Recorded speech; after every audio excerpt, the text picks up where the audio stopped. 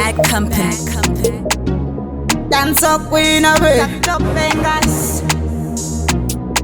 Chibisti. Sawira wangu ndosha unopowera. Ukatakwa ndosha unopowera. Au sana unipinura nikakutsura unotowedzera kuganira. Hona wakukachitsa mene zvekusvika pakudemba kuti chicha ndakushedzera. Wakundisvipira mate uchitaura tuchirungu twako twekudzidzira apa uri kushedzera. Tikakupa doro watapa unoteerera. Patakwaka wakundirutsira. Unopurira usiye pekugumira. Sawira wangu ndosha unopowera. Ipapapa wachinja jesi hauchazivi kuti bhora ndekupikwa rinogowera. Maofset unondibudira nemafirimu anombondishutira. Ndikamafunga ndinoshaya pekunyarira. Ndosha unopowera.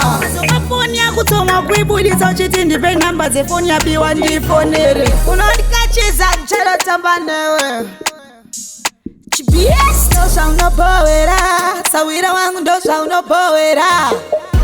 Tikakupa doro watapa unoteerera. Patakwaka wakundirutsira. Unopurira usiye pekugumira. Sawira wangu ndosha unopowera. Ipapapa wachinja jesi hauchazivi kuti bhora ndekupikwa rinogowera. Maofset unondibudira nemafirimu anombondishutira. Ndosha unopowera. Ukatakwa ndosha unopowera. Au sana unipinura ndikakutsura unotowedzera kuganira. Hona wakukachitsa mene zvekusvika pakudemba kuti chicha ndakushedzera. Wakundisvipira mate uchitaura tuchirungu twako twekudzidzira apa uri kushedzera. Tikakupa doro watapa unoteerera. Patakwaka wakundirutsira. Unopurira usiye pekugumira. Sawira wangu ndosha unopowera.